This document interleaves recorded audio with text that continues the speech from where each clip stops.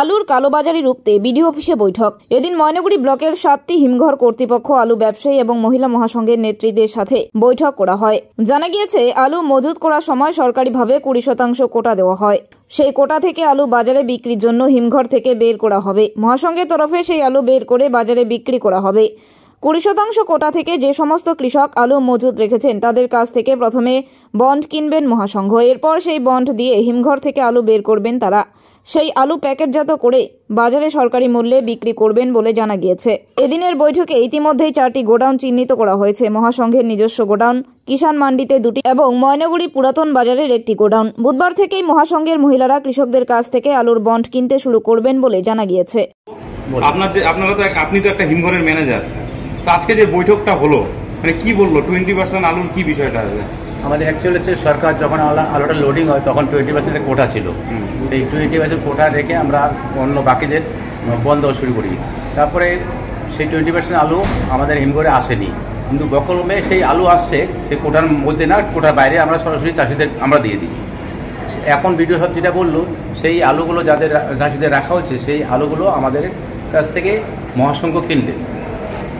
আমরা যেরকম ব্যবসায়ীরা করে আমাদের কাছে আর বন্ড নিয়ে আসবে, আমরা মাল বের করে দেবো, ভাড়া নিয়ে দেবো, এটাই আমার শেষ। কত টাকা দিয়ে কিনবে আপনাদের কাছ থেকে? আজকে যেটা রেট ধার্য হলো 1,80,000 থেকে 1,90,000 মধ্যে মহাসংঘ। মানে কি এটা 1,80,90 কি 200 প্যাকেটের দাম, মানে 18 টাকা থেকে 19 টাকা কিলো সাদা আলু। সেটা হচ্ছে 20% মানে হচ্ছে আমাদের যখন কোল্ড স্টোরেজে আলু রাখে চাষিরা, তখন আমাদের একটা গভর্নমেন্ট কোটা থাকে। সেই গভর্নমেন্ট কোটার থেকে আমরা তখন বন্ড ইস্যু করি, যেই সময় আলুটা ঢোকা সেই কোটা, সেটাই সেই কোটা। এইবার কালকের থেকে শুরু হচ্ছে। আমরা আজকে মিটিং করে দিলাম যাতে বাজারে আলুর যোগান যাতে কম না হয়, সেই কারণে আমাদের সংঘের মহিলারা, মহাসংঘ এবং অন্যান্য সংঘরা মিলে সেই আলুটা চাষিদের থেকে প্রকিওর করবে।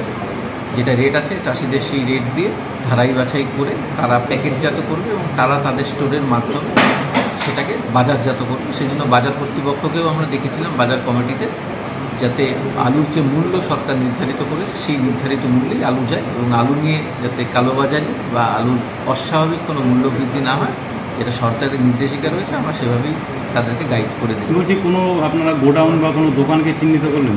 আমরা 4টা গোডাউন অলরেডি চিহ্নিত করলাম, ওদের নিজস্ব একটা আছে। আমরা কিষাণ মান্ডিতে 2টো এবং আমাদের নতুন বাজার পুরান বাজারে ওখানে একটা আইডেন্টিফাই করলাম যেখান থেকে সাপ্লাইটা হবে এবং সেখান থেকে যারা মার্কেট বাজার কমিটিগুলো আছে বিভিন্ন, সেখান থেকে পারচেস করতে হবে। মানে টোটাল হিমঘর কতগুলো আছে? মানে ওই এখন 7টা আছে, 6টা অপারেটিভ।